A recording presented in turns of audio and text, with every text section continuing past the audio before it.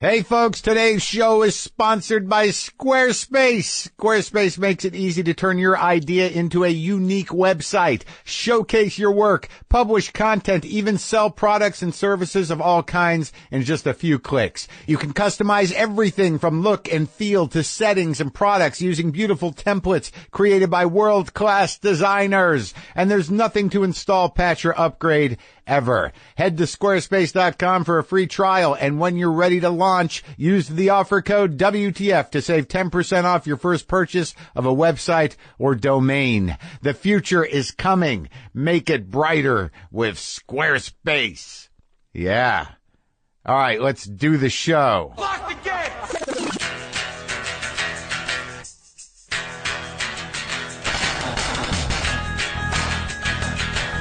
All right, let's do this. How are you, what the fuckers, what the fuck buddies, what the fucksters, what's happening? I'm Marc Maron. This is my podcast, WTF.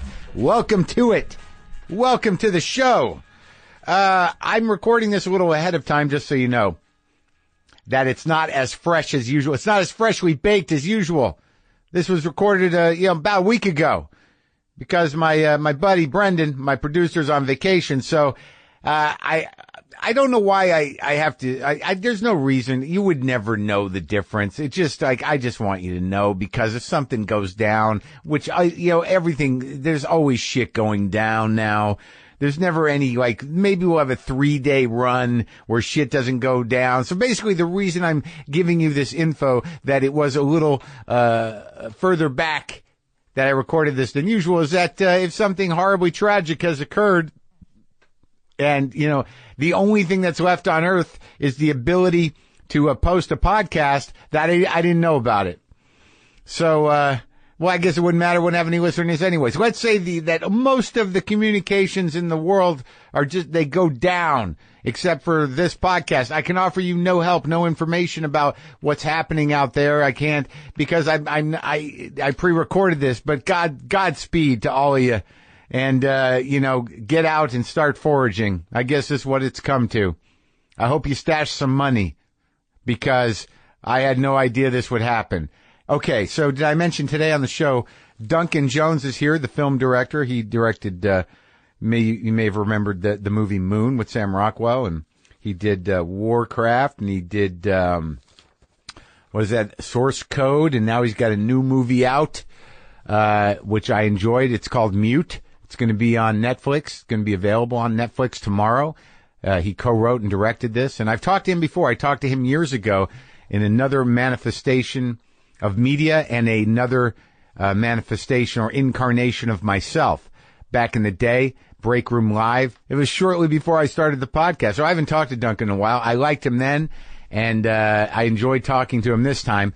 I think I pushed some buttons, but, I'll get to that when I introduce him. I did want to, also Brendon Small is on the show today. Brendon Small, who you know from Metalocalypse and, home movies, and, from his comedy, from his guitar playing. He's a metal dude, and he's made this video for his new a sci-fi concept record.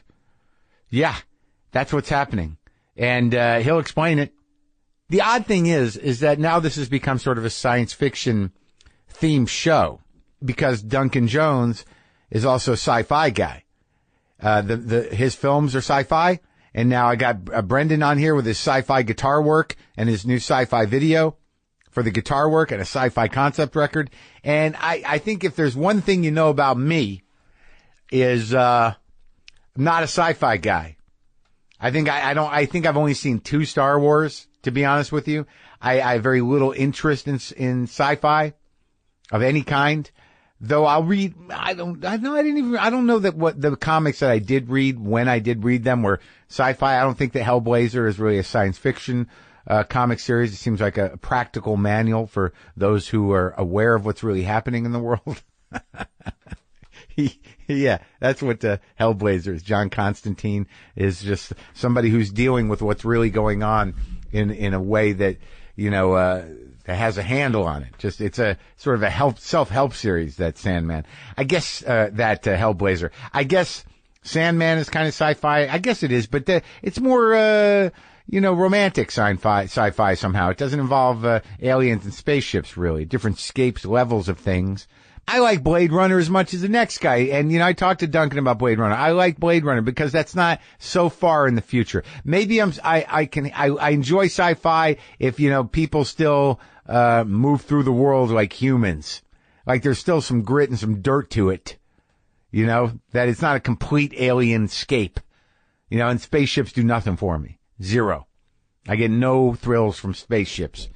But it just turns out, coincidentally, that we have two sci-fi themed things on the show today. I did want to read a couple of emails, I think, because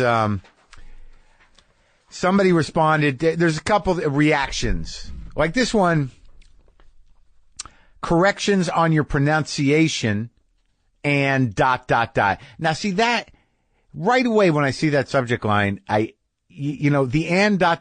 is not going to make me feel any better. I'm already guarded.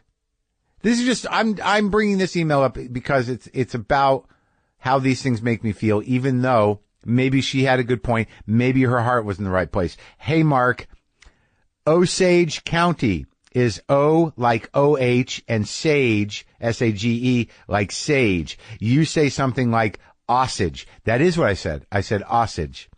So thank you. Osage County. Got it. You didn't have to tell me what I said. But I'm okay.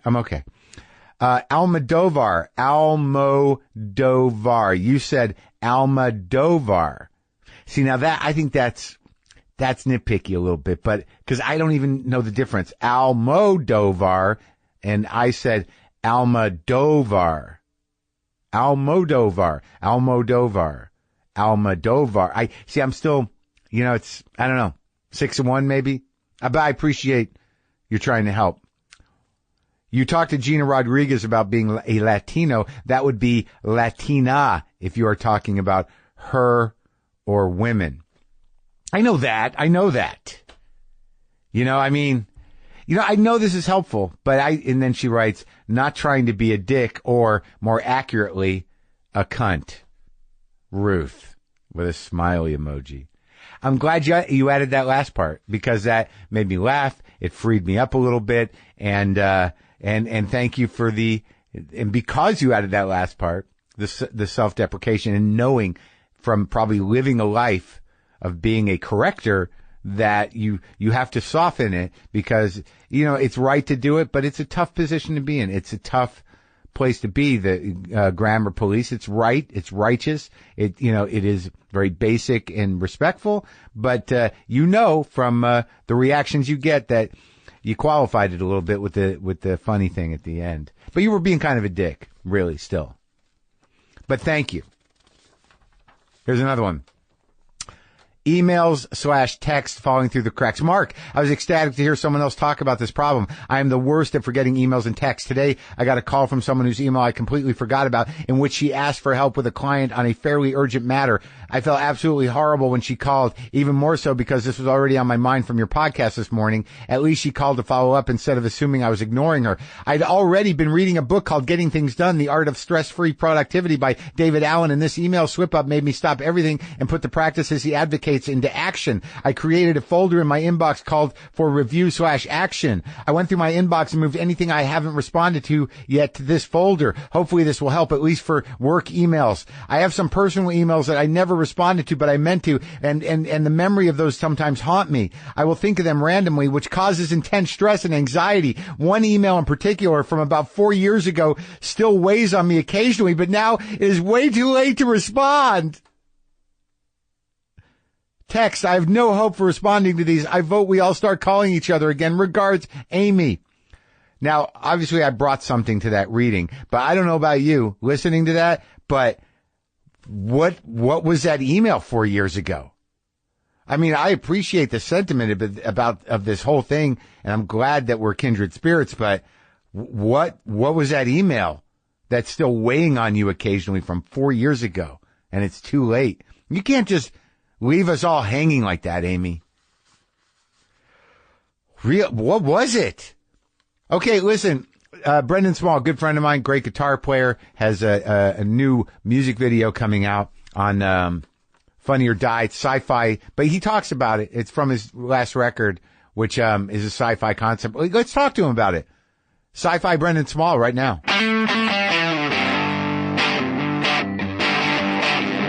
So I haven't seen you in a while. It's been a while, yeah. What's happened? Since I saw you last, we probably performed together on stage, probably played some music together. Are right? you still doing those shows? I'm sorry I can't do them at the Improv. I know you can't. I know you can't. I know you can't. But it's always fun when we do it. We're going to start doing it soon again, so I'll be asking you at a different theater. So, like, let's name them. It's Mike Keneally. Yeah, Mike and then Keneally the drummer?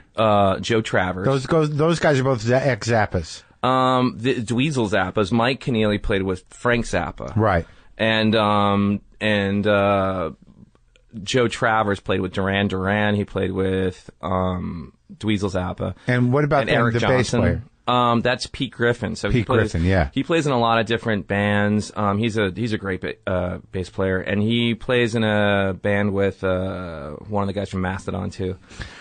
So yeah, that'd be fun. Yeah, they're all monster players. You know, they're super musicians. 'Cause I got together with some other guys, and they were good musicians too. But I just wanted to jam a little bit. Yeah. And no one does that. No one does it. You pros don't do that. Like, I need to get into a groove. I can do it. You know, I need to get into a groove. Like, I want to learn how to play with people, but the way I'm going to learn how to play with people is not to work out songs. Yeah. It's well, you know what the best thing about those guys, and it's like great acting, I think, at the same point. At the same time, they kind of fold in. They're just listening to each other. They're just paying attention. Well, I got to learn how to do that, and someone's got to let me do that. All right. Like, I played with these other guys, I was going to work out a few songs, maybe do a show at Largo. Yeah. But after two things, I was like, I can't do it. Like, cause like, it was like, well, let's start over, let's do this, let's do that. And then one of them, they were like, why don't you just sing on this one? I'm like, what are you talking about? I'm here to play guitar. So wait a minute. They're good guys. What did you want out of that? Well, I thought maybe I could put together like a variety show where I could have an ensemble. Yeah. And do like 4 or 5 songs and bring people up and do some stand-up, just like what everyone else does. Just an excuse to maybe get out and play out. Yeah. You know what you want? You want a musical director, I think. I don't think you want to deal with the bullshit. What do you mean? Meaning, I think you want a guy to set up and have the band ready to go, and then if you want to jam, you get Marcus to jam. No, I really wanted to do this. Like, we put together the songs and they all sounded pretty good. Mm-hmm. But like, when you're a pro, there's an expectation to sort of like, oh, yeah, wait, what are we doing? Yeah. Oh, you just show up and get it done and not fuck around. Yeah. What are we doing? You know what I mean? Well, and I get that. I mean, if I want to jam, I got to find some amateurs. Or just pay a bunch of guys to sit around. That's what amateurs do. Play an A blues like for 45 minutes. No, I'm willing to go other places. Okay. B? I'll go. No, I could do 3 chords that aren't a blues. Right. I don't need to play blues. I know. I can play hard rock. I've seen you. We played a lot of music together. Look, Mr. Compression. Compression? Whatever the fuck you do to your sound. My sound. It is. I have a little gainier sound. I have a more modern high gain sound than I think you do. Is that what it's called, modern high gain? Yeah, but I respect old amplifiers and old instruments, but I also like modern instruments as well. Yes, I do. There's something to be said for both. Why, it sounds like you're playing a guitar in outer space. I know, it does. It does. That's kind of what I've been doing lately. It is? Yeah. I've been in this outer space world since I put this outer space record out. That I just made this outer space video for. That's what we're going to talk about. Wait, you put an outer space record out? Well, that's what I did. It's like an high-stakes intergalactic extreme rock album. Galacticon 2 is the record. Where's Galacticon 1? That came out also. It already came out, yeah. That's something I put in like in between Death Clock records just because I didn't know if I was going to do another Death Clock record. Yeah. Because there was like, I had booked, Death Clock 1 came out, did really, really well. I'd booked and then we'd gotten this whole deal together with Adult Swim for the second one, but the last day before they said, the deal's not ready. The deal's not done. We can't do this. And I had already booked studio time, booked all these musicians. Yeah. And I didn't want to look like a jerk in front of these guys and make them refuse gigs to work with me. So I said, let's record something. I'm going to grab all these other songs. And I wanted to do something that was a little bit more melodic, a little less heavy. Galacticon? And that's what Galacticon was. Who's singing? That's me. I'm singing. I'm singing on the new one. I'm singing somewhere between, it's kind of like the natural next step after Death Clock, which is kind of brutal, guttural stuff, but also very melodic and stacked vocals and more kind of like heavier Queen kind of stuff. Uh-huh. Yeah, meets like Soundgarden, meets like That's the new one? That's the new one, yeah. So wait, the first Galacticon, are these concept records? They are. And so here's what happened. This all happened as an accident. Uh-huh. And then I put out this record and I put out this... The first one? I put out this first one and then... Who's on it? It's myself. It's Gene Hoglan, who I play with on Death Clock, and Brian Beller, who played on Death Clock too. He's a monster player. You probably met him in passing, but he's a great bass player too. And now all those guys are out touring with other bands, but. That's the band. So I wrote a bunch of songs, and I wrote a story. Yeah. I wrote a couple stories. What's the story of Galacticon 1? So the story of Galacticon 1 is an intergalactic divorce story. So this is about, like, basically the idea was, what if Superman and Lois Lane had this big, public, messy divorce, and she got everything. She got the Fortress of Solitude, and he got nothing, and he has to go to anger management and all this stuff. He has to go to therapy and all kinds of stuff to get his sponsorships back and all kinds of shit. And she starts dating Lex Luthor. And that's basically the idea. That was like a 3-act hero's journey kind of a thing. Yeah. And so, but underneath it is a comedic thing and also kind of a hero's journey. And really? I shouldn't be taking this seriously? There are divorce lawyers, space lawyers, and space predators in this story. But so what happened was, so one thing begat another, and then I put out a comic book with this guy, Eric Powell, who does a comic called The Goon and he has his own comic company called Albatross Comics. So he said, can we make this into a thing? So I did that this year too. I wrote like a 6-issue. You use Superman? Don't you have to get permission to use Superman? I didn't really use Superman. The idea was, what if Superman? And then I created a totally different character. It doesn't feel, it's more like Charles Grodin in outer space kind of a thing. You know, from like the Heartbreak Kid, that kind of a Charles, like a cranky fucker who's like, it's a redemption story. He wasn't quite cranky in the Heartbreak Kid. He was kind of. He was a little moody confused. though, watching her eat breakfast. Yeah. Oh, that. Yeah. I put cream on my face. Don't put a Milky Way bar in someone's mouth who doesn't want it. That's one of my favorite lines of all time. So you did the comic book about the divorce arc. Yeah, I just finished. So it's still coming out right now. I just finished writing. So the comic book for Galacticon 1 is coming out. Yes. And the record for Galacticon 2 just came out with a new story. With a new story that I'll get into later on, but not here. But what do you mean? Meaning that you don't want to ruin it? I don't want to ruin it. Yeah, that's kind of it. But because everything's going with Galacticon 1 right now. But this wait, the video's Galacticon 1? Video's Galacticon 2. The video that you're here to talk about? The video that I'm here to talk about is promoting the second. That I watched 30 seconds of? Yes. I watched a trailer for a video. Yeah, I know. You got to promote it somehow. Well, what do you?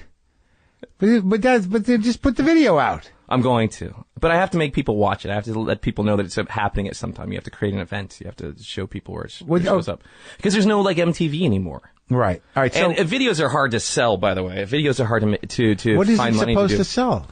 Well, it's not. It's hard to make money. It's hard to get the money to make them. Thank you, Mark. Sure. That's what I did. That's why I'm on this side of the table. Know.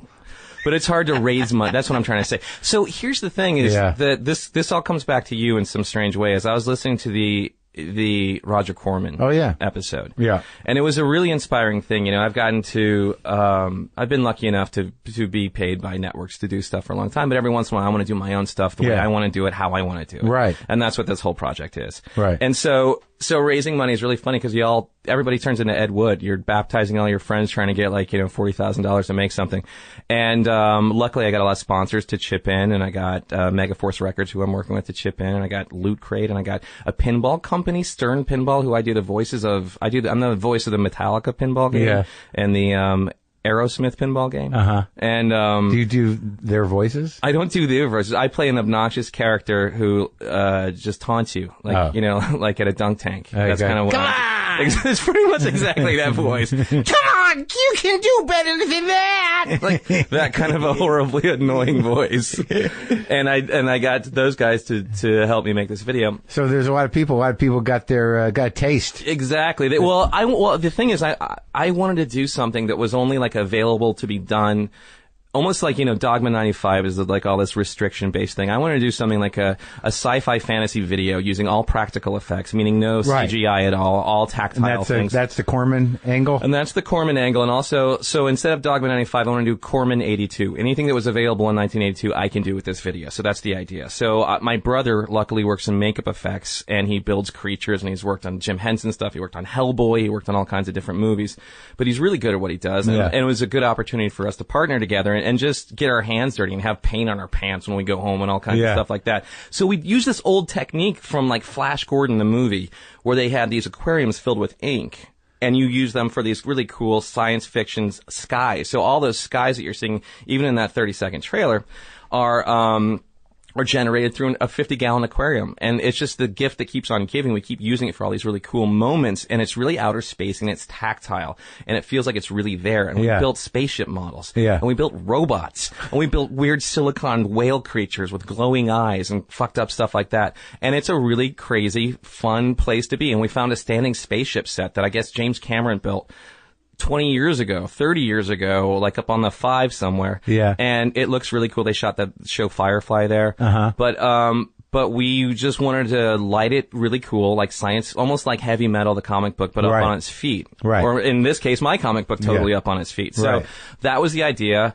And I realized I was having so much fun, I couldn't deny this. I just wanted to keep building it out and building it out. And so I made it into this 7.5-minute short film, where the song doesn't even start for the first 2 minutes. I wrote score. I wrote like this John Carpenter kind of like Tangerine Dream style score with all these like square wave synthesizers, and like there's a little bit of Jerry Goldsmith in there from the Alien soundtrack. Kind of like nods to this, that, and the other thing.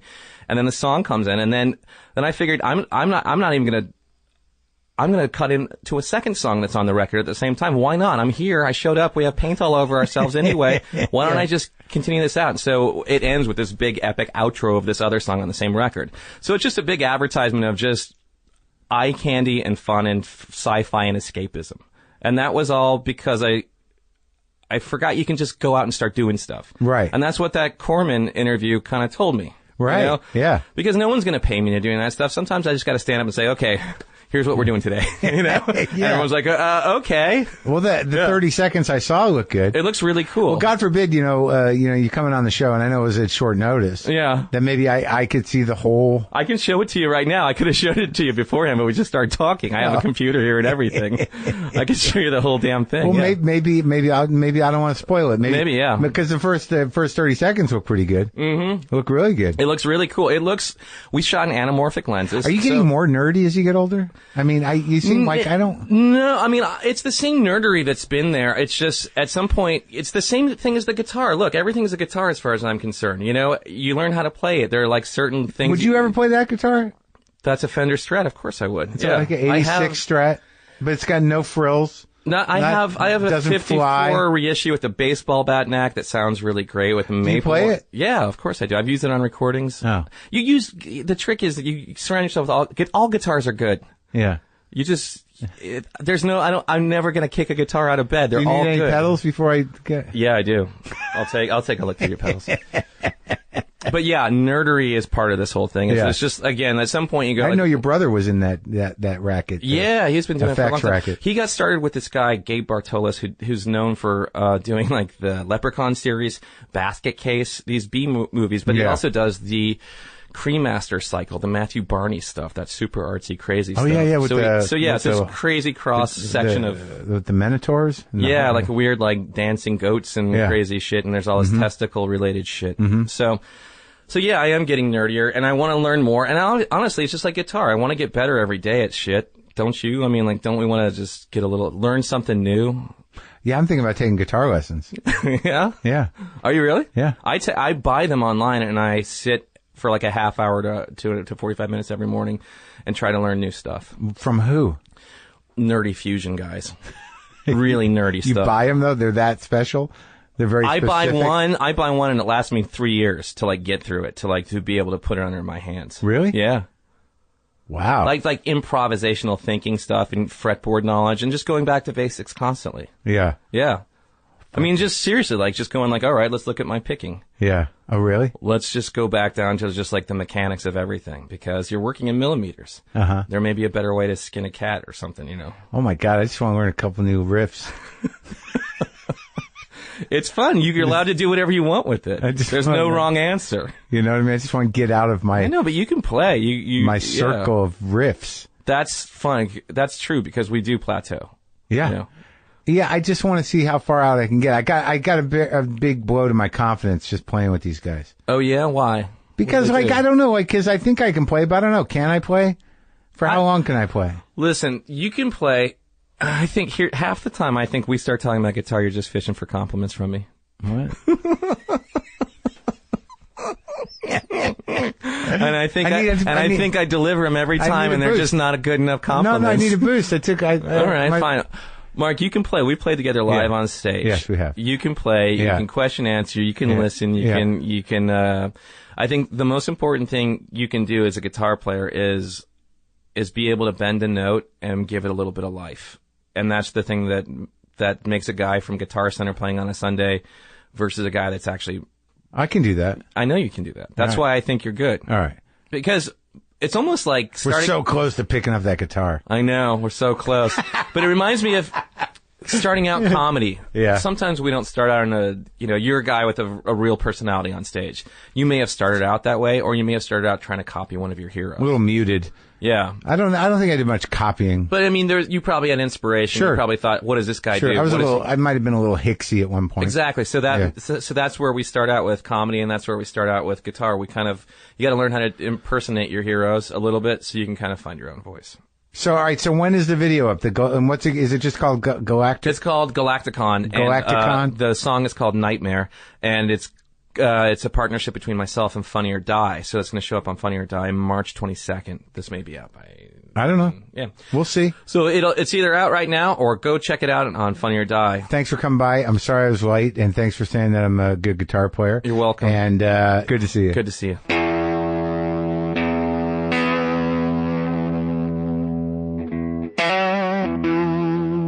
All right, so go watch that thing. He put a lot of work into it.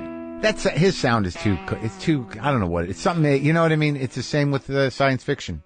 But he can play anything, that guy. Folks, are you ready to start your new business? If you are, you better make it stand out with Squarespace. Squarespace helps you create a website that is as unique and memorable as you are. They use world-class designers to create templates so you can choose the best possible look for your site, no matter what you want to use it for. It's all customizable, so you can make the perfect site no matter what you're doing. Are you doing a podcast? Are you an artist who needs an online gallery? Do you make your own beef jerky and want to sell it on your site? That seems like you'd have to get, licensed kitchen too. But you know what I'm saying. Squarespace has you covered. And all Squarespace sites are optimized for mobile devices, which means it looks great on whatever you're using. With WTFpod.com, we don't have to worry about where you're looking at it. You could be on your phone, on your tablet, on your laptop. It looks great no matter what. And that's because it's powered by Squarespace.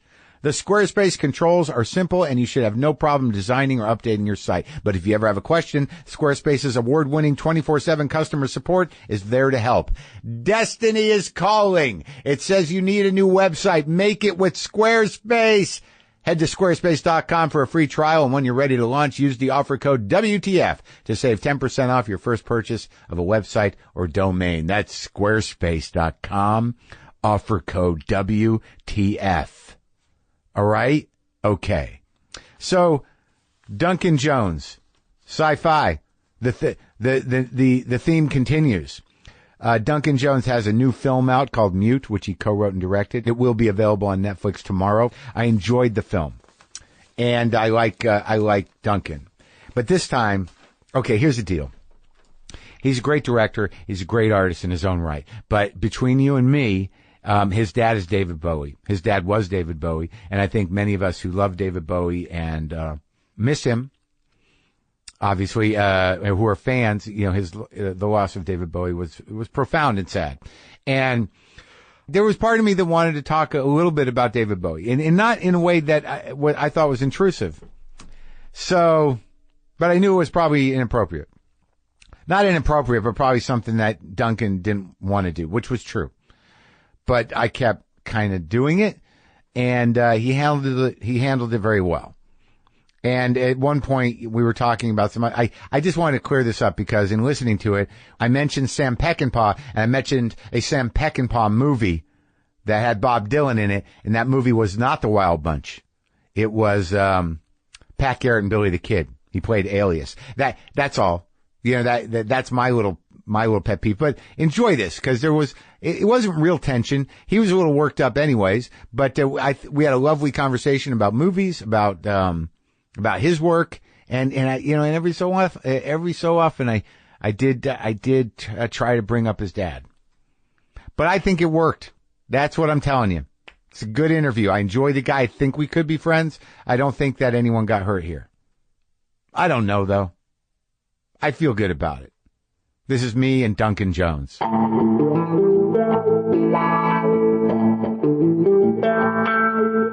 So, like, it has been, like, a long time since I saw you. Yeah, 2009. That's when it was? Yeah.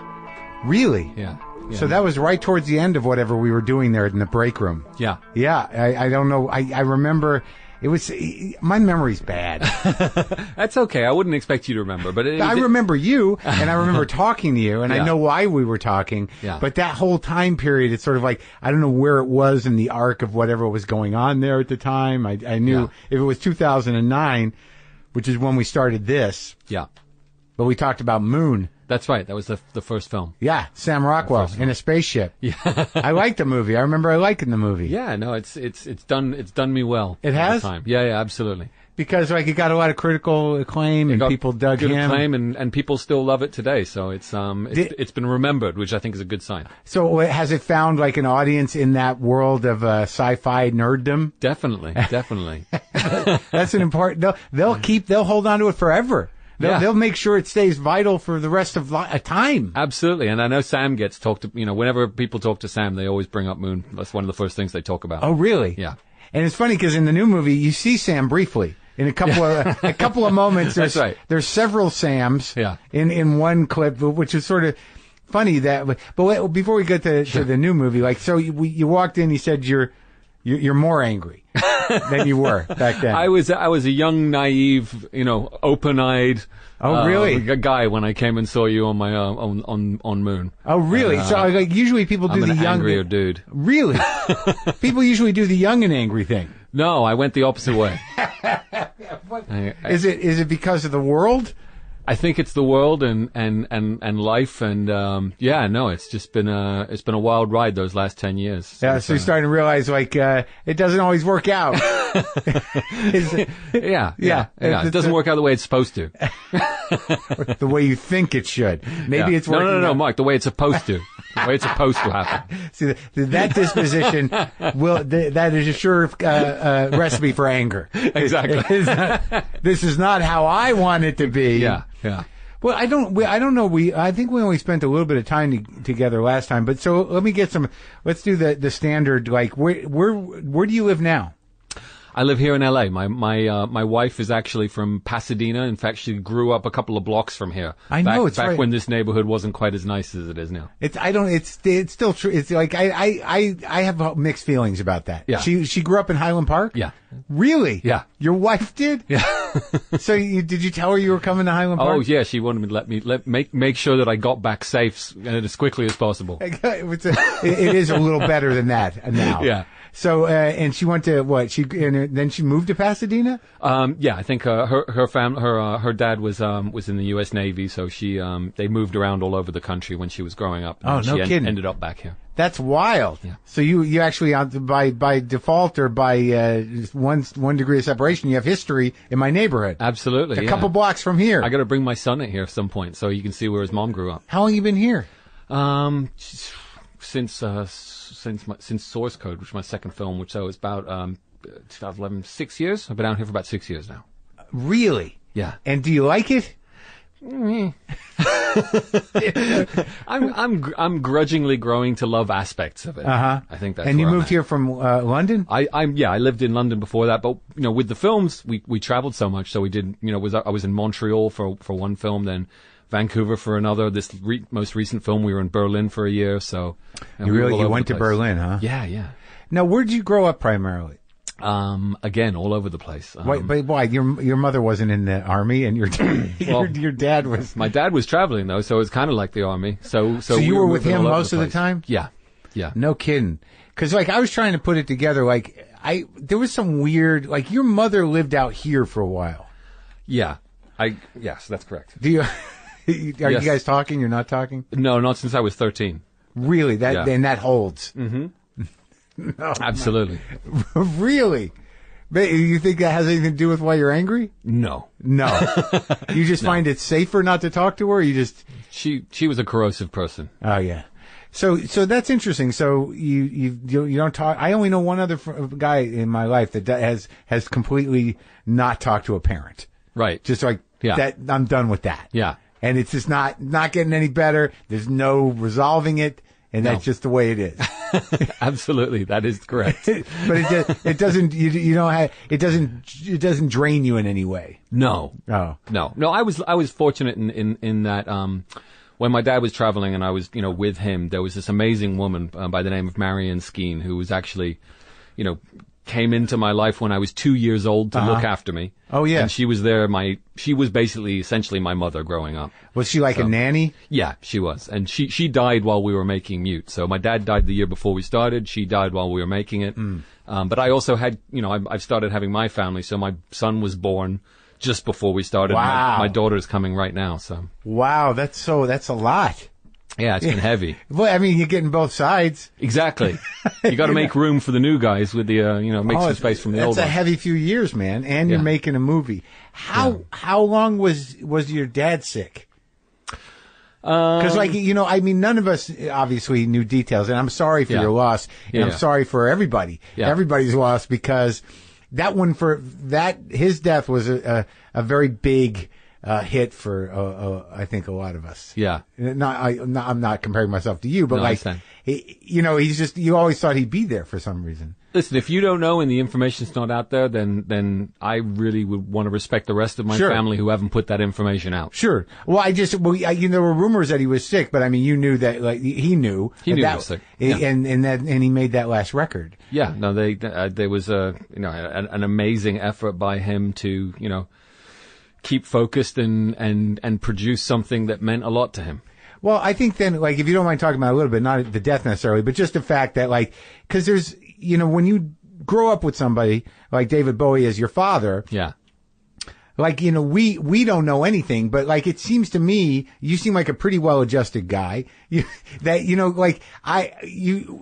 don't necessarily picture him as a father. Yeah. But he also moved through a lot of personalities, intentional personas, right?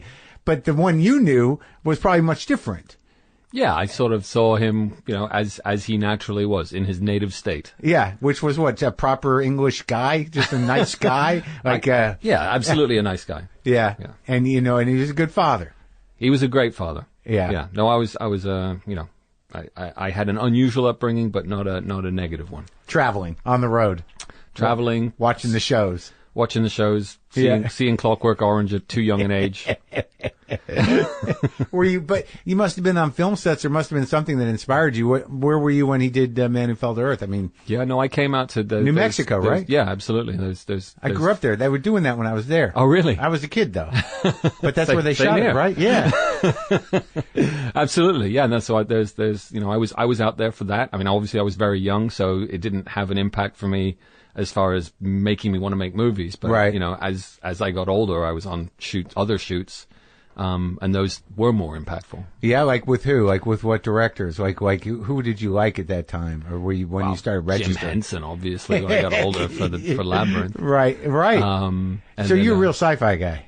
I am. Yeah, partially. It's part of my interest, but I like the fact that science fiction allows you to kind of push people into examining stuff without them feeling judged. Sure. So where did you do most of your schooling? I mean, if you were traveling so much, where did you end up going to school?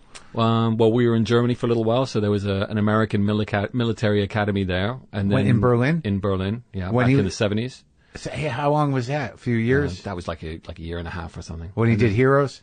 Yeah. Then it was I was in Switzerland for a while. Wow. That became a kind of a base for him while he was traveling. Uh-huh. We were oh my God. A little bit of tutoring in Australia and school in the north of Scotland, and a boarding school in Scotland, and so there was a boarding school involved. Maybe the kids shouldn't be on the road so much. Yeah. Let's put them in a place where And that was in Scotland. And in New York as well. There's a great school there called the Little Red Schoolhouse I went to for. That was down the street from where I live. Yeah. And then where'd you end up going to college? Where'd you end up? Worcester, Ohio. Really? In Amish country. Really? Yeah, absolutely. What was the name of that school? Worcester. It was called the College of Worcester. It was a small liberal arts place. Oh yeah. Just kind of near Akron. How'd you end up there? What was the choice? I got I got kicked out of boarding school. In Scotland? In Scotland. And yeah. After I got kicked out of boarding school, I spent like a year and a half trying to work out what I wanted to do with my life. Took my SATs, which obviously in a UK school you wouldn't normally take. But sure. I took them and did pretty well in those, and then got an academic and a soccer scholarship to Worcester to College of Worcester. Yeah. that's why you're like, well, I can go for free or partially. Still had to pay a bit. Yeah. But yeah, it just seemed like, wow, this is a whole different thing than where I've been where my head's been at lately. So, so I went out there, did that, and then went off to graduate school for 3 years at Vanderbilt in Nashville, Tennessee. What were you studying in graduate school? Philosophy. Really? Yeah. So you were, that was where you ended up. Like, you went to undergrad and you're like, I'm going to study philosophy. Yeah. And I had a really good time at undergrad. Vanderbilt graduate school, I realized pretty quick that I did not want to be a teacher, which is one of the few professions you can really get into with a philosophy doctorate. But like philosophy, I sort of like, I tell, when people say they study philosophy, I'm always curious because I can never wrap my head around it. Were you moving towards something? Did you have favorite philosophers? Yeah, absolutely. I mean, I was trying to find the path that was most in sync with my interests, which were science fiction. So Sure. I was looking at artificial intelligence and the application of morals and ethics into how do you treat artificial intelligences, as far as ethical entities. Wow. Or as entities that have their own agency. And that was what you were studying when you were in college? Or Yeah. like that? And what philosophers cover that? Who were you reading? I guess Peter Singer, who was more from the animal rights side of things. Sure, yeah. And then Daniel Dennett, who was kind of much more known for sort of artificial intelligence and things like that. And now, Peter Singer was right. So he wrote some book. Practical Ethics. There's a great Ethics. book he wrote called Practical Ethics, which is really just kind of building up the case of how do you ethically use animals? Because obviously, we're custodians for them. How do you manage to make that work when you're trying to create the least cruelty possible? Right, that was it. Right. And then I remember I had the book and it had pictures. Yeah. Like vivisection pictures. It's heavy. It's heavy, but also it's what the title says. It's very practical. It's looking at it in a very cut and dry way. And how did that affect you as a student? I mean, are you a vegetarian? Nope. No, but in that book, he doesn't really kind of drive towards that. He drives more to a much more practical solution of if you are going to eat animals, try and give them the best possible life that you can. Right. And then use them, And what do you think, like on a metaphysical level, like in terms of, I don't know if it's metaphysics or not, about, unleashing all of that pain into the world? Do you think along those lines? Do you know, like, if with these kind of agri farms and these just, thousands of animals being cruelly managed and then, kind of violently killed. Yeah. Do you believe that it does enter our consciousness or atmosphere somehow? I certainly think it sets up an environment where we become desensitized to certain things. Yeah. And practices. Yeah. I don't think, I mean, I am absolutely, I would be very happy to eat something alternative to meat if Right. I felt that it tasted and had the texture of real meat. Have you tried some of those things? I haven't been sold yet. No, you don't like the... But I think it's coming. It's coming. Jackfruit tacos? They're not... There's a place actually called Locali. Have you ever been there? They serve a Reuben. They serve a vegan Reuben. Oh, yeah? Which is really pretty good. Really? Yeah. Where's that at? Gosh, where is it? It's just south of the hills. Locali? Locali. I'll get you the address. There's some guys that set up here that's all sort of like plant-based meats for tacos and stuff they set up down here. Yeah. It's pretty good. I haven't been eating red meat in like 5 months. Right. Primarily just because of cholesterol reasons. And I'm okay without it. I do get a little tired of fish, and tofu's okay. Do you find yourself more low energy, or are you okay? No. I don't think so. No? I am all right. Yeah. You seem very happy these days. I don't know. I don't know if I'm happy. I swap places. Yeah, I'm better. That's true. I think I'm better. I think some things worked out that didn't necessarily look like they were going to work out. Yeah. So what do? You drop out of philosophy. What did you end up like? Did you find? What provoked you in your thinking to study film? I mean, yeah, I think my dad realized that this was not going the way I had hoped it was going as far as pursuing philosophy into any kind of career. He realized it? Yeah, I think he realized it before me. Well, he realized that I was miserable. Oh, yeah. Before I did. Uh-huh. I mean, I kind of thought, all right, this is just part of the process of being in graduate school. Right. And he said, no, you seem unhappy. No, this is not a healthy choice. So he was actually working on something with Tony Scott. It was not the original film, The Hunger. Yeah. They did a TV show of The Hunger. Before or after? No, this was after. Yeah. Terrence Stamp, I think, was the kind of host of the first season of that show, and my dad was asked to come and be the host for the second season of the show. So they were shooting that up in Montreal. My dad asked me if I wanted to come and join them, and I went and spent my time, spent a couple of weeks with them, shooting on one of the cameras. Him and Tony? Him and Tony, and Tony gave me, a lot of his time, and a very generous man, and I got hooked. I was absolutely hooked at that. Oh, yeah? So you're sitting behind the camera with Tony Scott, and he's showing you what's up?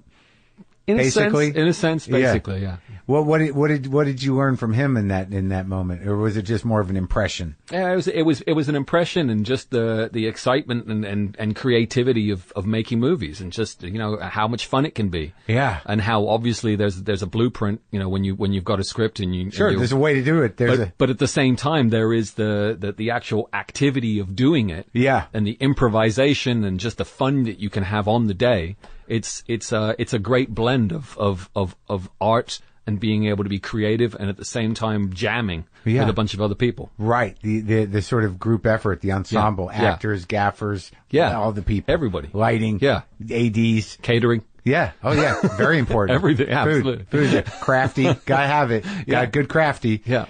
All right. So then you just go back to Vanderbilt and you're like, I'm done. I'm done with Tennessee. Yeah, pretty much. Almost as soon as that was done, I moved back to London and, spent my time there working in low budget music videos, commercials, and sort of no school. Yeah, I went to film school too. So I was doing a place called London Film School. It's right off Covent Garden, right in the center of the city. Yeah, and what do you learn in film school? Like, because now, like, I talk to actors more specifically now, but like in film school, like, what do you learn at London Film School? There's a lot of basic technical things about how you put a project together, how you make sure that you're budgeted and so production stuff. But to be honest, most of the learning happens when you're working with other students on their short films and on their projects, and you all help each other out, and you try out different jobs, and you understand what all the jobs are. Did you do some short films?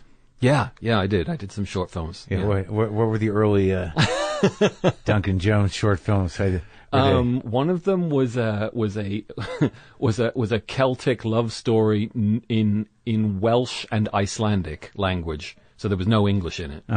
Those are two tricky languages. No, like you pretty much guaranteed no one would be able to just roll with it. It was it's an exercise for myself in that I wanted to see, can I tell the story with not being able to rely on dialogue, which obviously comes up in mute too. Right, but Welsh, that's that was the closest I could get to an original Celtic language. Oh, okay. So it's an odd language between right? Gaelic and Icelandic. Yeah, there was kind of a battle to for me as the director to understand what the actors were saying. And how long was that film? That one was like 10, 12 minutes. Did it work? Yeah, I think it was okay. And then I did another one, which is actually on the DVD for Moon, called Whistle, which was a contemporary sci-fi film set in London. So that was another one. Where's the, I'm not a sci-fi guy. Yeah. In general. And I'm not a fantasy guy, really. Yeah. Like, it took me... Like, I don't know why I watched The Shape of Water, but I did. And I found it very moving and beautiful and compelling, but I don't think to do it. Right. And I know you have... You're a practical man, though. You want practical answers to practical questions. How do you know that? I watched you. I've seen you. I know. I hear you. I know what you are. So you already have those answers then, or are you avoiding them? No, I just think that you can hit those same questions from a different perspective. But did you always like sci-fi? Yeah.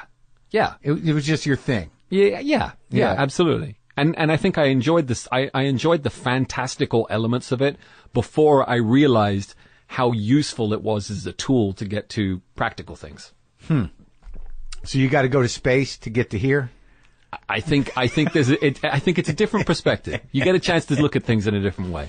All right. So what are some of the inspirations that, like, so you're growing up and you're getting into sci-fi. Like, do you read, like, you know, what do you start with? How do you get to J.G. Ballard? Do you read Asimov? Do you read Ellison? Who do you read? All of those. Ballard was one of the later ones for me. It was actually, I was introduced to that much later on. But I think William Gibson was a big one for me as well. Early on?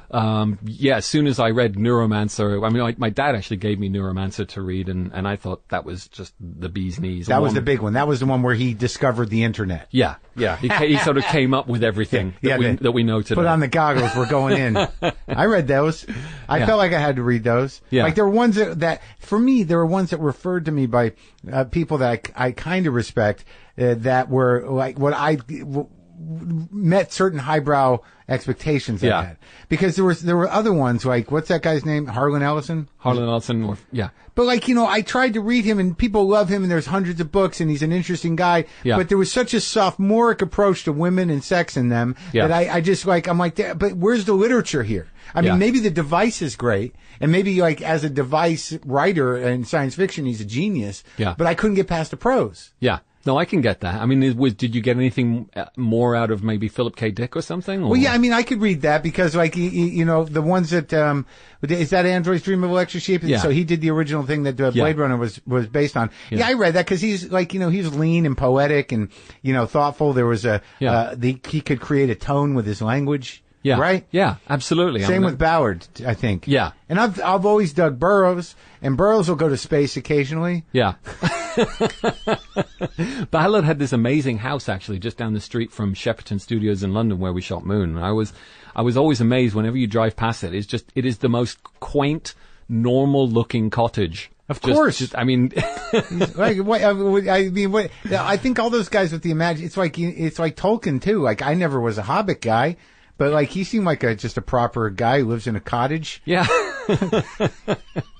But that's sort of these are the same. See, this is the same thing I was asking about your dad. Is like, does he live in a spaceship? You know, like, did you grow up and where did you go? But I have to assume, like, Britain has a certain thing. Like, they have, you know, the intellectual life and also the fantastical artists that live there. They always end up, even if it's a big house, it looks like a fucking normal Hobbit house. you know, like, it looks like a English countryside. Yeah. Like the most cool house you're going to get in Britain, you're going to be like, oh, that's like a British house. That's a farm.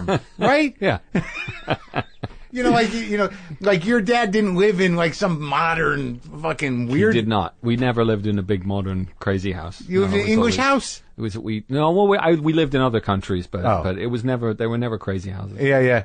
So, all right. So you're reading Ballard. You're reading, you know, these things, and so when do you start kind of chipping away at the vision? You know, in that second short.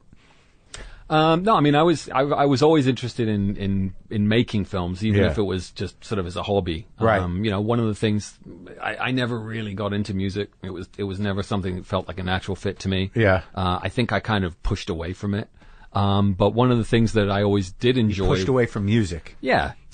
I mean, didn't want to play guitar, didn't want to do drums, didn't want to play saxophone. You're surrounded by it. And I was constantly, you know, urged to learn an instrument. By who? By Dad, and I just wasn't interested. But, like, when you're a kid, it's like weird Mick Ronson hanging around, and, you know, these guys who play guitar with him, like, you know, Dennis Davies, amazing drummer. So, yeah. You know, he was trying to teach me drums, and I just like, no, I don't want to do this. I don't want to do drums. Did you meet, like, Fripp and those guys when you were a kid? I met a lot of people when I was a kid, but most of them were they're just guys, dudes who work with your dad. Yeah. So you're like, no music for me. Yeah. Do you like listening to it? Not with any great, you know, enthusiasm. It was just work. It's like watching your dad do accounting. You know, right, but everybody has to have a little music in their soul. I'm not telling you whether your dad was who he was or not. Like, you don't have to turn your back entirely on enjoying music.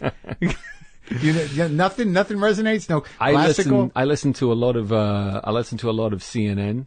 Oh yeah, okay. And sure. I watch a lot of news. Yeah, I get that. And these are not helpful things. I know, but it's not music. No, it's not music. So but that's kind of when people ask me, what do you listen to?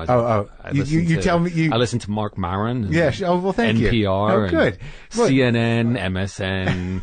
But sometimes when I want to really punish myself, I watch some Fox. Right.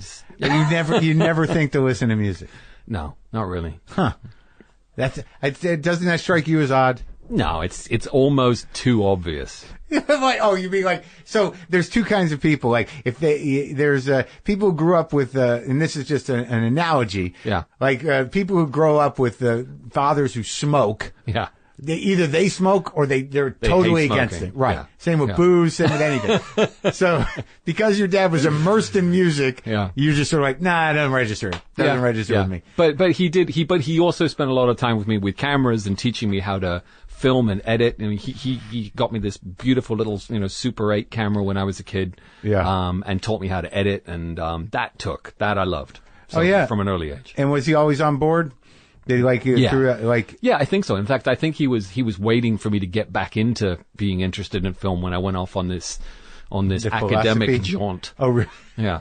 For 3 years. Yeah.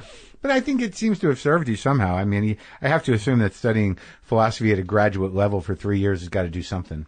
Yeah, it has to inform something. It's no coincidence that 3 years of Sam Bell on the far side of the moon is the same amount of time I spent in graduate school in Nashville, Tennessee. Right. So that movie.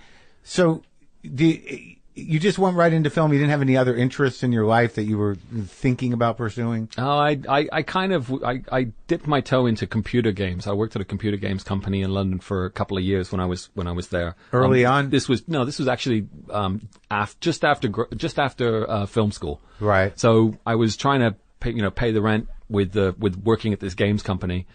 And with the money that I was saving there, I was spending it on these low-budget music videos and things to try and build up my show reel so I could hopefully move into commercials. Did you ever do any commercials? Yeah, I did a bunch of commercials in the UK. Yeah. Yeah? Before I did Moon, that's what I was doing. I worked at an advertising agency. And music videos? Yeah. There's a guy called Nick Armstrong. Yeah. Who wrote a song called Broken Mouth Blues. Yeah. You should listen to that. It's fun. Is it? And it's your video? That's one of the videos I did. And it's a blues song, or is it? No, it's not really. Not really a blues song. So you're directing music videos, and you don't give a shit about music. It's great. Yeah. I concentrate on the visuals. And the music's made. Right. When you do a music video, you're not trying to make the music. You're just putting visuals to the music. And do you get to script all that? Is that on you? Yeah, I do the scripting, and then obviously I have to run it past the bands and the record companies and make sure everyone signs off on it. But at the budget I was doing them at, which was super low, they kind of, as long as you deliver something, they're happy. Oh, so you were that guy? You weren't doing the high level ones? No, I wasn't doing the high level ones. What about the commercials? Were you just doing like those got bigger? Those got bigger and better. So yeah. And do you like ketchup? You like Heinz ketchup? Sure, I did one of those. Yeah, I like Heinz ketchup. Ed. Was that the angle? Was that what they said? Do you like ketchup? Or are you just asking me? I was just asking you. I thought that was the ad. I'm like, I do like Heinz ketchup. I'm good at this. I prefer Heinz ketchup. There is no other ketchup. We're writing an ad right now. Is there another ketchup? Why does Heinz even need to advertise? That's ketchup. Just to remind you how much you like them. Yeah, don't forget it. It's like tradition. Yeah, don't go over to Del Monte or whatever they got in England. Don't call. You should call me. Yeah. Call your mom. Call Heinz. That's it. That's the subtext. That's what it should be. Remember us? Don't forget. You didn't put ketchup on your hot dog. Yeah. Oh, who does that? That's not a ketchup thing. Fries, chips. Come on. So you don't really spend much time in Britain anymore? We were out there for post-production on Mute. So we shot in Berlin and then we went to London and we were there for a while. Oh. But we had a little baby, so it was really hard to, Do you have one to be kid? Traveling so much. Yeah, the second one's due in April. So oh my God. Very soon. That's soon. Yeah. How old's the one? 19 months. Oh, these are little kids. Yeah. So you're not sleeping much? No. It's that doesn't help with the anger. No. You're up all night because the kid's crying and you're reading the fucking news. Exactly. It's like, the world is ending and now what am I going to do with this king? This is a phase, Mark, right? It's just a phase. I don't have any, but I hear they grow up. I hear that. Yeah. But you got another one coming, so it's back to back. I know. It'll be a few years of fun. But the kid's good? He's amazing.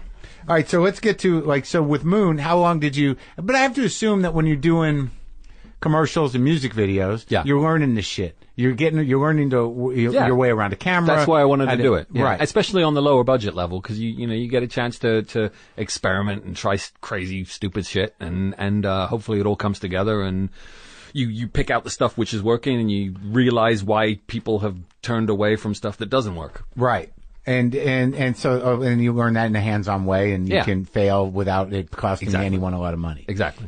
You just sort of get frustrated, and maybe the band gets upset, but no one's like, you're never working again. You just lost $50 million. Yeah, exactly. So when do you start thinking about Moon, and how does that sort of come together? Because obviously, Sam thinks a great deal out of you to kind of pop up in this movie in a very passive way. Yeah. So, well, I've been working in these adverts for a couple of years, and had this mentor, a guy called Trevor Beatty, who's a big deal in the advertising industry in the UK, and I've been working for him, basically writing commercials and then directing them. So he was a mentor in copywriting and in filmmaking. More in copywriting, and also just as a supporter of your creativity, of my creativity, and I told him that I was probably going to leave advertising because I really wanted to try and move into feature films, and would he be interested in maybe helping me out if I did a little British film? And he was kind of the first person to put some support behind me when we made Moon. In the form of money? In form of money. Yeah. And then we were able to find some other people who helped. And you out. wrote Moon, right? Co-wrote it is the fair way to say. I wrote the treatment, so the story is mine. I wrote the treatment. Yeah. A very talented guy called Nathan Parker came in and wrote the first draft, and then we bounced back and forth. I'd write a draft, he'd write a draft. And you got it full. Now, forgive me for asking. Yeah. But you didn't think to ask your dad for money? I've tried to, as much as possible wherever I can separate yourself, forge my own path. I imagine that. Yeah, and forgive me if I keep bringing it up occasionally. Yeah, but because I had Jacob Dylan in here. Yeah, and he doesn't want to talk about Bob Dylan at all. I understand. I don't want to talk about him either. Who, Bob Dylan? Bob Dylan. But there comes a point where I'm asking him about songwriting, and I'm like, what are you going to do? And I'm like, you don't talk to him? He's like, Of course I talk to him. He's my father, for Christ's sake. Yeah. And I'm like, do you understand him? He's like, yes, I understand. Because I guess it's difficult, and and I'm look. There's this weird little group of us who don't know each other, but all have the same experience, whether it's me or Jacob or Stella McCartney, right? Or Julian Lennon, right? There's all these kids, right, that have had to find, how are we gonna be people that we actually can live with, right? And we've all found different paths. The ones you've mentioned, I don't know how Julian's doing, but it seems like the other ones have done all right. Yeah, I mean, I think it's everyone's experiment. No one. There is no textbook on how to be this. Not in the modern world, No. I imagine I think some of the Marx Brothers have kids, and I don't think anyone gave them that much of a shit, but when in the modern world where these people are mythic people, that they're that large, I mean it's a whole, you guys don't keep in touch. There's not like an email. We have our own Facebook. Is that? I talked to Mark today. Don't go in. He's just going to bring up your dad. He's just going to bring up Bob Dylan over and over. No matter again. what. He's going to pretend like he doesn't want to talk about your famous parent, but he'll bring it up over and over again. That's funny. So you never met anybody of your ilk and had the conversation? Like, how are you doing? I've met a few people, but no, we've never had the conversation. I'm actually fascinated to, though. One day, to talk to the McCartney kids, or we'll have an anonymous, chat with Celebrities with Jacob. Anonymous. Celebrity Offspring Anonymous. Well, I mean, you're fortunate in that the name doesn't travel. Do you know what I mean? You can, you get under the radar. I noticed that you did dedicate the movie to him, which is nice. Yeah. Because it does, end up being about parenting it is about parents, isn't it? Yeah. So before we get to that, I just want to talk about the Sam Rockwell thing, because I like that guy. He's great. And I think, hopefully this is the year for him, for Oscars and stuff. Not that matters. It feels like it. It feels like it. Yeah, it feels like it. Did you see that film? I did.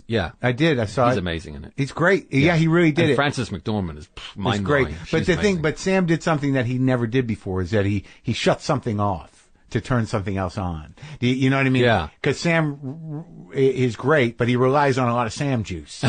So like, you're right. You know, so he tempered that Sam juice to make this guy have a different depth, different. You know, he can do different characters, but this guy was like, he shut something off. Yeah. It's like, I don't know if he'd look at it that, and maybe that's not exactly the right wording. There was no dance break. That's right. And it was almost like when Nicholson did Prizzi's Honor. I don't know if you saw Prizzi's Honor. Where he just like, he's playing this guy. And he shut off Jack. Yeah. He shut off that charm. Yeah. You know? That's very true. Yeah, you're right. Yeah. Yeah. And then all of a sudden it's like, hey, he can do it. He can really do it. You know? Cause like, you know, movie stars, they come to the table, some of them, that with so much charisma that, you know, you don't need to, the necessity to do much of anything is limited. They just charm the audience and that's it. Job done. In one way or another, you know, it doesn't, I'm not taking anything away from them. They obviously have like someone like George Clooney is roughly George Clooney. Yeah. No matter what. You know, but that's good. You kind of want, And I think Sam is sort of like that. You know, like, you know, I didn't come here to watch some schlub on the screen. I want George Clooney. Exactly. Give me George Clooney. Yeah. Don't take too much of the Clooney out of this guy.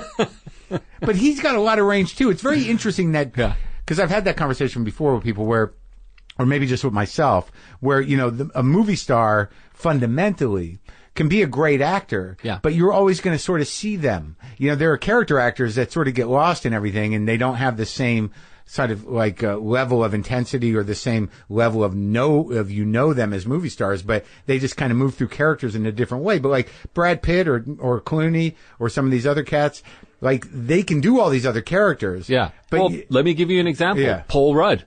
In your movie. Now, but you know, I want to talk to you about that. About the dynamic there. Yeah. Because like I liked the movie. I liked Mute. I liked it. And I thought like it was beautiful. And when I read, you know, that you had such a long commitment to this, that was sort of what I was getting at, was that, you know, you did this thing with Sam. How long did that take? Moon. Moon was 30 days shooting. And but when was the story done? Like, what was the total commitment? It was 1 year. Oh, really? It was basically, I had a meeting with him because I wanted him to be in Mute, but this is before Moon. Yeah. And I wanted him to play the character that Justin Theroux ended up playing Duck. So I had the meeting with him. He wanted to play the lead, Leo, and I said, no, you just don't, you know, it's not going to work out. So I said, but I really want you to be in my first film. I'm going to write you something. I went away and wrote Moon. Oh, so you pitched him Mute first. I pitched him Mute first. So Mute was like festering with you before Moon. 16 years I was trying to make Mute. What the fuck? So like you were like 20 to 25? God, how old was I? What am I now? Maybe 30 or 40? So like 30. So you were 30 when you come up with this idea. Yeah. Now, what was it at that time in your life that made you so hung up on this story? What was the exact, like without giving away the ending, what was the one-liner that, you know, what was the poetry of this thing? Because this is a very human movie, and it's not, Moon is too, like, now I'm starting to see the whole, you know, sci-fi, you know, human, so, you know, because you're not dealing with aliens. No. There may be robots around, but they're not. Yeah, it's not about that. Right. It's not about robots. These are character movies. They just happen to be in futuristic settings. So what was it that got you hung up on this story? Where'd the story come from for you? For Mute? For Mute, it was two things. I wanted the technical challenge of a lead who didn't talk. I wanted a protagonist who didn't say a word. Because I thought if I could pull that off in the same way with Moon, we have Sam Rockwell playing multiple characters who were separated by their age. Yeah. And those made different people just because they had different life experiences. Yeah. With Leo, I wanted to see, can I create a character that the audience is actually going to get to know, even though they never say a word? So that was part one. The other part was I am a huge fan of Robert Altman's MASH. No, see, that's what I was going to ask you. Why the nod to Trapper and Hawkeye? I mean, more than a nod. It's like them. It's except them gone bad. Gone totally bad. And I love that film, and I love the relationship between those two guys, between Trapper John and Hawkeye Pierce. But they've always come across to me as they think they're the smartest guys in the room. They probably are the smartest guys in the room. And they're funny, and you wish that they were your friends too. But then the more you watch them and the more you think about them, the more you realize these guys are actually kind of mean. There's something kind of nasty about them. You know, they can be mean, I guess is what it is. Right. And that's why I decided, well, why do I feel that way, and what is it about them? And I have growing up and living in houses with a bunch of other guys, just when you're trying to live in the city and it's too expensive and you live with 4 or 5 other guys, you get to live out of other people's pockets sometimes. Yeah. And you get that friendship, and it's kind of a love-hate thing where you're kind of pissed off with people and you love them at the same time. And I wanted to see that relationship, but just turned up a little bit and just made a little bit meaner. And that's where Cactus and Duck came from. These guys are morally bankrupt motherfuckers. Yeah, but I don't know. Maybe you didn't feel it, but you're charmed by them for at the beginning of the film. They're funny and they're smart and they're kind of like the coolest. You don't know what's up. They're the coolest guys in the room. Yeah, but I think what you did, now if I'm going to rethink, MASH. Yeah. Is that, and I think you captured a little bit of it by, you did make them veterans. So and in MASH, you see the carnage every day. Yeah. And so you see the sort of detachment that is necessary. Yeah. And certainly that Sutherland's character, is he Pierce or is he Hawkeye or is he Trapper? He's Hawkeye. Hawkeye, struggling with it, and both of them struggling to a degree, just the relentlessness of war. It is an anti-war movie So they do have to create, there's obvious cynicism that's going to happen in that environment. Yeah. Hey, listen, I love the movie too, and I love those characters. So I don't get defensive about them, Mark. I love those characters. Yeah. But at the same time, when they don't like something, when they see an injustice in the world, they can become very mean. Yeah. And they do it from the right place. Right. But at the same time, when you see that, it's very easy to see, well, what if it comes from the wrong place? What if they just want to, what if they're vindictive? What if they just hate someone? It's weird that you landed on those two characters. Of all the characters in the history of film that you decided to make into these, to kind of riff on. Yeah. More on a morality level. Yeah. You picked those two guys. Yeah. Now, what is your experience with Altman in general? Are you a big Altman fan? I'm a big MASH fan in particular. I mean, I know some of his other films. Like McCabe and Mrs. Miller is my fucking movie. Oh, really? I like that one. And I like MASH too. Yeah. But McCabe and Mrs. Miller, I watch over and over again. I think I think why I gravitate to MASH is that brotherly bond. That to me was always such an interesting relationship. You see loving. You see man-women relationships all the time, and you see other kinds of relationships, but that's the strangeness of male bonding, I think is something that I find really kind of intriguing. You a Peckinpah guy? I know Peckinpah films, but no, I'm not in any kind of. Yeah, because because there's the end of Straw Dogs, where it's just Dustin Hoffman, the mathematician and the local pedophile driving away, as the closing marriage of the film in a way, getting out. That's some dark man shit. He's real good with dark male shit, bonding, male bonding. Yeah. Is the Peckinpah thing. You should do I need to do yourself a film festival. Yeah, exactly. Watch The Wild Bunch, and then you could see Bob Dylan, maybe talk to Jacob about it. And then, circles, I love it. They're very clever. When you do For those who haven't Jacob, seen this room, it's just a circle. There are no corners to hide in. It all ends up in Bob Dylan.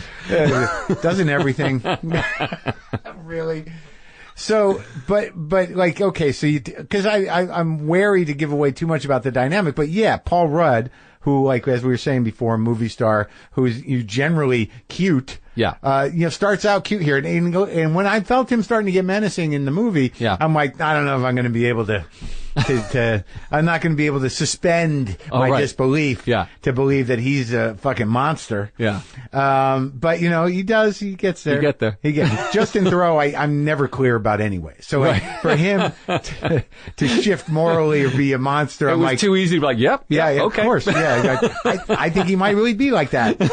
No, of course not. It's a lot to put on a guy. He's not that I need to say this, but he's an amazing, very funny, very sweet guy. I've met him. I gave him a ride once to a thing. Yeah. And, and I do appreciate, I'm a big fan of Tropic Thunder. Yeah. And I know, he is a part of the conception of that. Yeah. He wrote it. And I talked to him. He seemed like a good guy. Yeah. Yeah. And what was the process of getting, Skarsgård? What's his first name again? Alexander Skarsgård. Yeah. like you couldn't have. Who did you originally think when 15 Well, it was such years a long ago? time ago. Yeah, but like who did you think that could do it? One of the guys was Ray Stevenson. I don't even know if you'd know him. There was a TV show on HBO called Rome. Did you ever see Rome? No. He was in that show, and I thought he was terrific in that. I mean, he was really an interesting actor, Irish actor. Uh-huh. He's an amazing actor, and I thought he would be great. And then, 16 years later, as time flew by, things moved on, and then saw Alexander in. It was what was that? What was that show called? Big Little Lies? Or No. This is a long time ago. Generation Kill. Uh-huh. Oh, I saw Alexander in Generation Kill. That was the war one. Yeah, I thought he was really interesting in that. So when I got the chance to, look at the short list, because the short list of tall people is what I was looking for. Sure. He was someone that I always thought, oh yeah, there is some real nuance and interesting things that he could do as an actor, because I needed the physical presence of someone that all of the people that he meets in the movie can bring their own baggage. They sort of see this big, quiet guy. Are they intimidated by him? Do they think he's a dummy? Do they think that he's just a tall, silent type? But at the same time, I need a great actor who can carry that character when they're on their own and there's no dialogue to use as a crutch. To hold that character, that was some discipline. Yeah. And the vulnerability and strength of it. Yeah, absolutely. That was no easy trick. It's real acting. It really was. Yeah.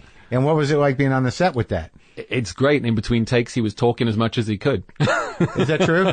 Yeah, he's a funny guy. I mean, he's a fun person to be with, and I think he had to kind of put himself in that place when we were doing takes. But how he becomes mute is the way the film opens, and it's pretty lurid. It's some sort. I imagine it's not a riff on the opening of Sunset Boulevard. No, but listen, I don't mind talking about it. It's right at the start of the film. But basically, as a kid, he gets hit by a motorboat, and the propeller cuts open his throat. But you don't see that. The movie opens with a kid floating in the water with his neck cut open. Yes. You put it together in a second. And I wonder why the studios didn't want to make it, and we had to do it on Netflix. Is that really? It was too dark. It was always considered too dark and too weird, and you've seen it. You know what the characters are like. And, it's a lot of ugliness, hopefully buoyed up by some charm and some humor and an ending that we can feel good about. No, I loved it. I loved the ending. And I don't know, like, I know that you talk about Blade Runner, but, in terms of just aesthetic. I mean, it's just really having a living, breathing. That period of possible future. Yeah. It's set in a similar period. Yeah, exactly. It's science. It's a science fiction believable city. Right. Yeah, right. It's set in the same fake, manufactured possible future. Exactly. Well, Rutger Hauer is walking around, Highland Park. Yeah. This is going on in Berlin. Exactly. It's going on in Berlin. But that movie, like, I haven't watched it in a while. So that was Ridley Scott. Did Ridley Scott? Yeah, Ridley Scott made that. And Tony Scott what was his Tony, the guy you met when you were a kid? Top Gun was probably the one he's most well known. Didn't he do the American Gangster too? That was Ridley Scott. I like that movie. Yeah. I can watch Denzel do anything. True Romance was a good Tony Scott. Yeah, absolutely. That was a Quentin Tarantino script as well. Right. Days of Thunder. He did some big movies. Enemy of the State. What was that? Oh, yeah. That was Will Smith and Gene Hackman. Gene Hackman.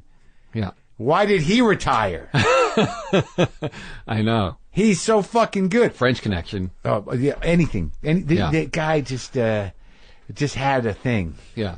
But the French Connection, when was the last time you watched that?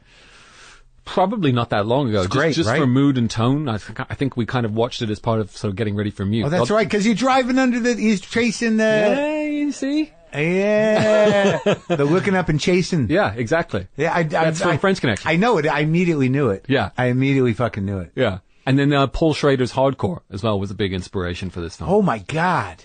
Do you remember that one? Sure do. I didn't realize he didn't direct it, but he wrote Hardcore. I thought he directed it. With George C. Scott? Yeah. Paul Schrader directed that.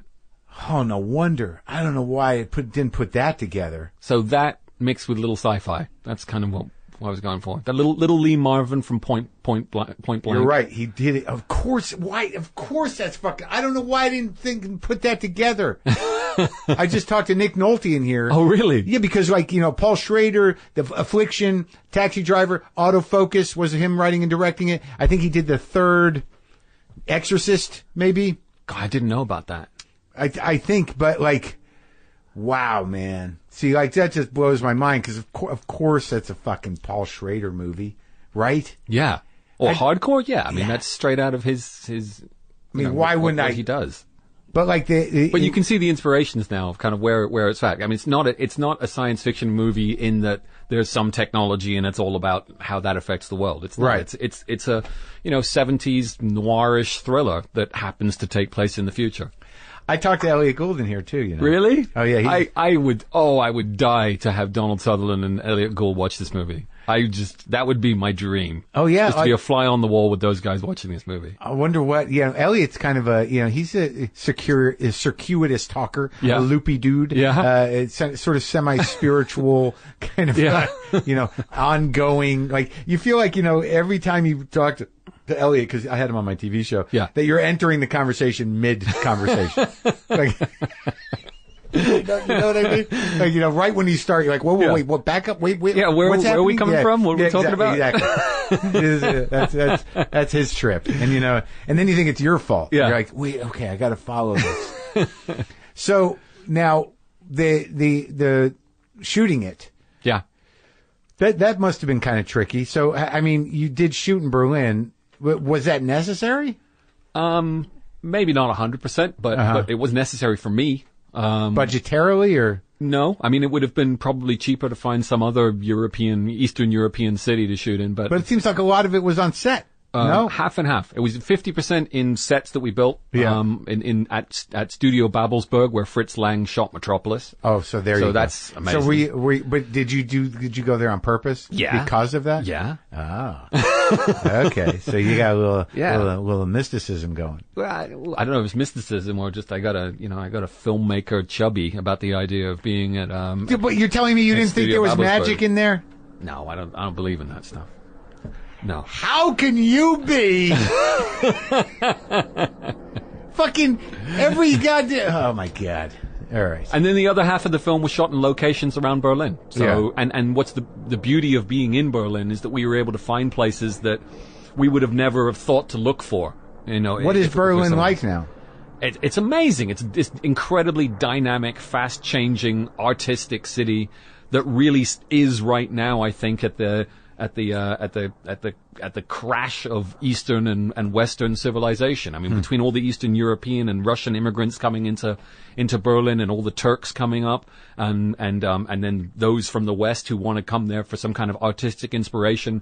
It's an amazing, incredibly vibrant place. But I would imagine that artistic inspiration is different than when your old man did Heroes there because that was the Cold War thing. Now it was dark, right? It was like Fassbinder and it was cheap is what it was. Really? Back when my dad went there, we were broke because he'd been, he had no money. Yeah. And we went to Berlin and he was trying to sort of, find himself and clearing himself up right. and things like that.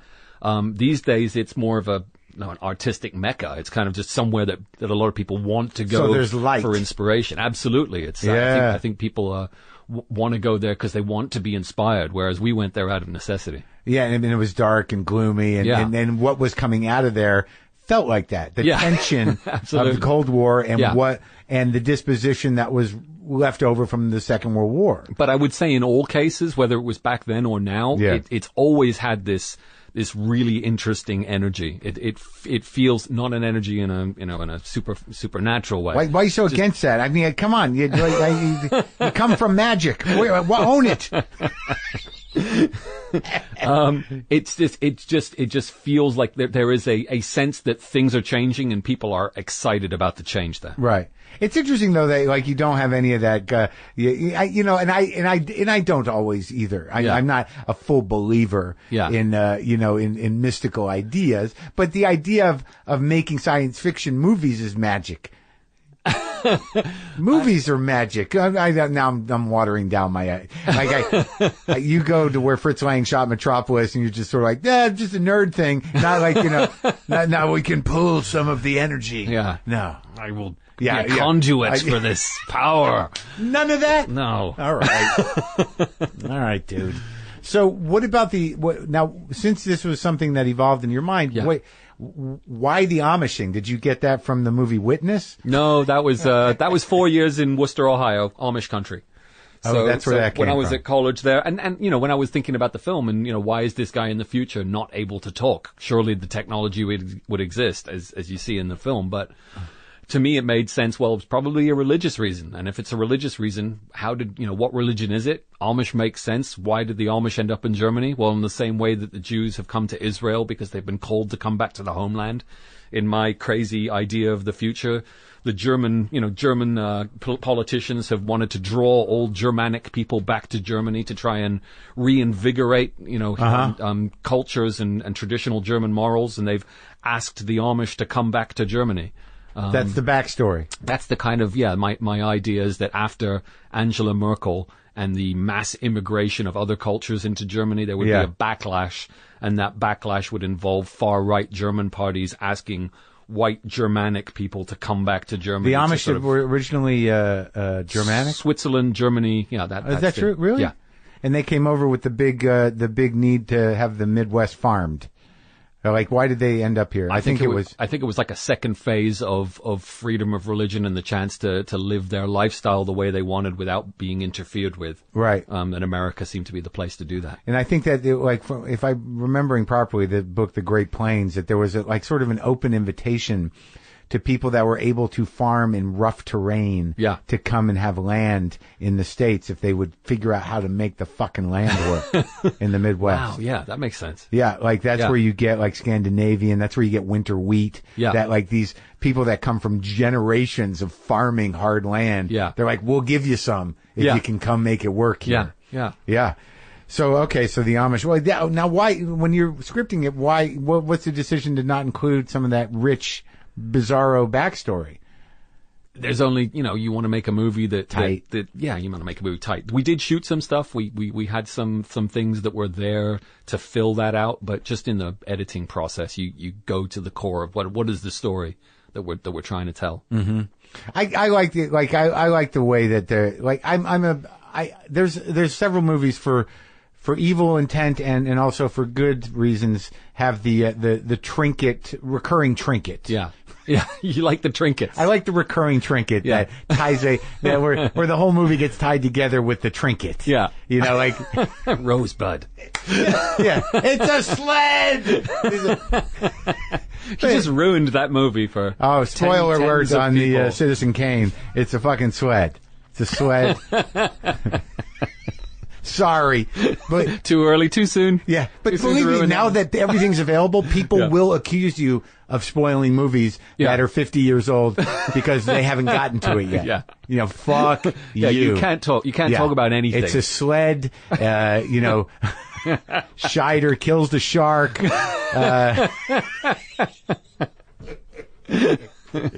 Oh man! But I am glad that it did have that. Poetically, there's a head in the box. There's a head in the box. They had a poetically satisfying ending, Yeah. Had your father seen some of your work? Did he watch Moon? Yeah. Did he dig it? He came to Sundance to watch it. Oh yeah. Yeah, which was amazing because he didn't like to travel much. By that point, he already wasn't keen on traveling. But he came out to Sundance and we had an amazing time. Watching, having him in the audience watching Moon with me. Oh wow! So that was great. Yeah, and, he must have been proud. Did he say it? Yeah. No, he's always been very, very supportive of anything that I tried to do because I've tried to take stuff seriously. I try to do it properly. Right. Hard worker. I try to be. Well, he definitely was too. Yeah. I mean, if there's one thing you got, that guy was always working. Yeah. Yeah. It took me a long time to work it out what I wanted to do, but when I got there, I go for it. And what about how many siblings you got? I've got I have 2 half sisters and 1 stepsister. Oh yeah. Yeah. And does everyone get along there? Well, they're all really different ages, and no, I mean, there's I keep in contact mainly with my one half sister, who's Iman's daughter. Uh-huh. That she's the one that I'm closest to of the 3. Oh yeah, in age. No, I mean, huge difference. Oh, they're young. I'm 30 years older than her. Oh, wow. So, wow. my relationship is more as like a fun uncle. Oh, good. But that's nice that you show up and, know, and they're part of they're part of your family. Yeah. Like, they know your kid. Yeah. And, see, that makes me happy. But here's a question. In terms of this science fiction thing and in terms of, your life in general, do you think that your sort of obsession with it is a way to manage your own feelings, like to get away from them or to? No, I mean, I definitely see Moon and Mute in particular are therapy in their own way. I channel a lot of my own stuff into my movies as much as possible, even something as superficially commercial as Warcraft, which was this big, fantasy film that I made. I channeled a lot of personal stuff into that too. That was based on the game? That was based on the game. And who did a lot of people enjoy that movie? It did well internationally. It did not do great here in the US. So it was kind of a weird one. It's, did Warcraft fans like it? Pretty split between loving it and those who were just, fuck this, he doesn't get it. Yeah, exactly. But it was a good split. But wasn't that your audience though? I mean, you were banking on at least half of them. Or you, right? Yeah. But, did you play Warcraft? It was what it was. Yeah, I played Warcraft. Yeah. When I was in graduate school. So then along that same line, what were you working out in Moon, like in terms of emotionally? How did that? Well, in Moon, I was going through a long distance relationship at the time. And I had just left, not just left, but it was recent enough graduate school, 3 years of graduate school, feeling totally alienated from the culture and the place where I was. Yeah. That I felt very isolated. So that's what was going into Moon. Oh, interesting. And the long distance relationship obviously was part of it. Wow. So that was, that was the sort of therapy side of Moon. And then Mute really does have a pretty strong subtext about parenting and about, what parenting can do to you and what your responsibilities are as a parent to look after those that, that are looking up to you. Yeah. Now, when he's, when he's drinking the water like he drinks it, was that is he constantly trying to transcend, to the trauma? Do you know, like all that time in the water? Yeah.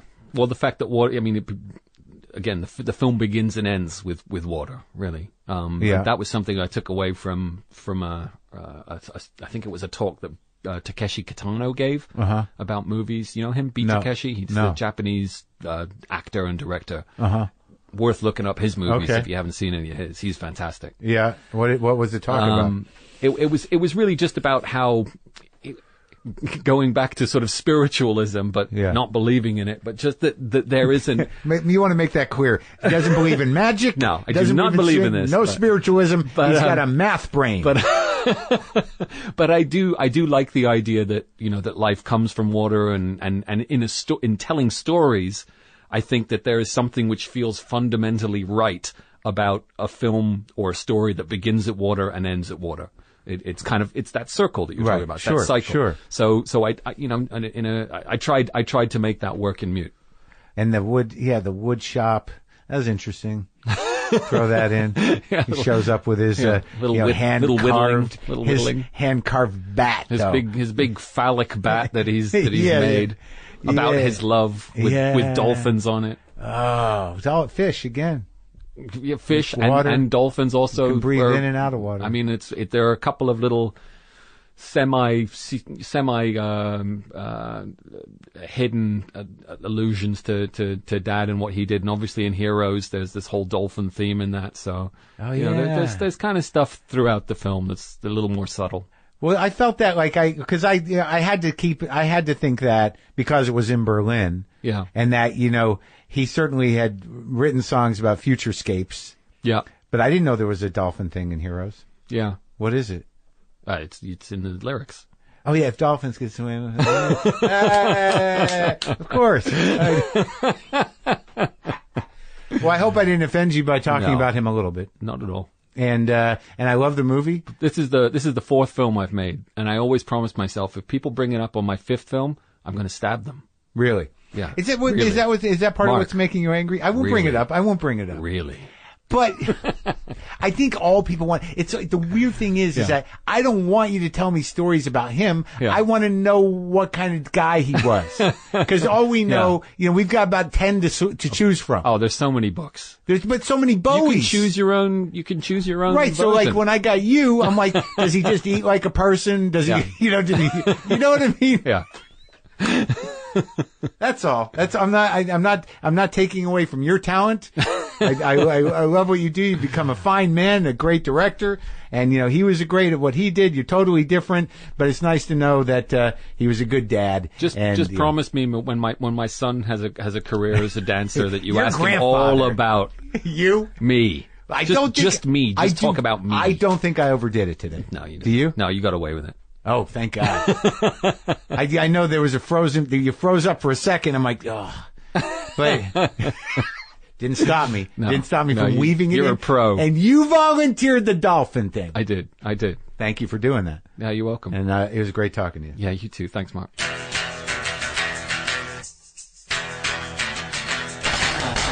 Okay, that's our show. Go to WTFpod.com for all your WTF pod needs. Go to the tour, WTFpod.com/tour for my dates in London, Oslo, Stockholm, Amsterdam, and Dublin. And also